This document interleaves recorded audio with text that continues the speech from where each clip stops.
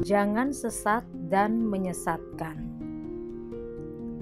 Aku heran bahwa kamu begitu lekas berbalik daripada Dia, yang oleh kasih karunia Kristus telah memanggil kamu dan mengikuti suatu Injil lain yang sebenarnya bukan Injil. Hanya ada orang yang mengacaukan kamu dan yang bermaksud untuk memutarbalikkan Injil Kristus. Galatia 1 ayat 6-7. Rasul Paulus sedang menegur jemaat di Galatia karena mereka telah disesatkan oleh suatu Injil yang lain. Mengapa ini bisa terjadi? Padahal sebelumnya mereka sudah pernah mendengar tentang Injil yang benar.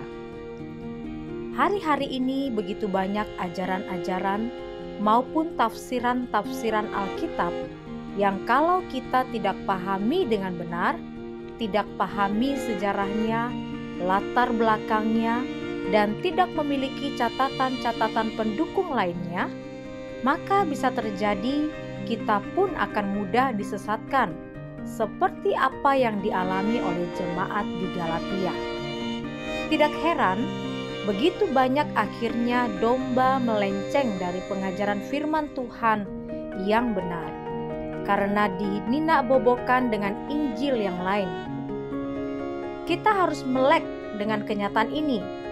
Pengajaran Injil kemakmuran, Hyper Grace, Mormon, Jehovah Witness telah banyak mencuci otak para pengikut Kristus dan menarik mereka untuk menganut paham atau ajaran-ajaran tersebut.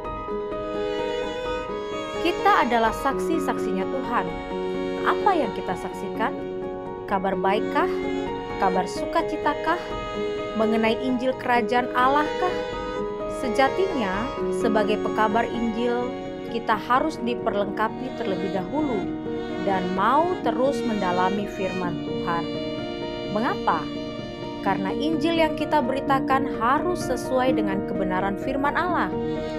Ketika kita berjumpa atau melayani jiwa-jiwa, kita tidak sedang berdongeng atau cerita ngalor ngidul untuk menyenangkan telinga mereka. Terutama kalau kita sedang melayani bayi-bayi rohani, harus hati-hati. Justru pondasi kebenaran harus mulai ditanamkan sejak bayi, supaya ketika masa pertumbuhan mereka mudah diarahkan dan tidak menyimpang. Seorang saksi Kristus jangan malas belajar menggali firman Tuhan. Jangan enggan untuk diperlengkapi. Kita memiliki tanggung jawab moral agar tidak sesat dan tidak menyesatkan jiwa-jiwa yang sedang kita layani atau gembalakan. Kita harus berani memberitakan Injil Kerajaan Sorga dengan penuh urapan dan kuasa, sehingga Roh Kudus menerangi hati jiwa-jiwa yang kita injili dan membuat mata mereka terbuka dan paham akan kebenaran firman Tuhan.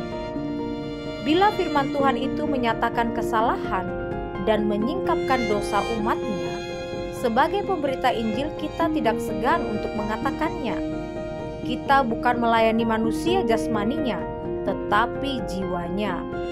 Oleh sebab itu, biarlah kita meminta belas kasih Tuhan tiap kali kita bersaksi atau memberitakan Injil, supaya jiwa-jiwa mereka yang tadinya sesat maupun telah disesatkan boleh diterangi oleh firman yang benar. Orang tersesat karena tidak memiliki kompas. Kompas para saksi Kristus adalah firman Allah yang hidup.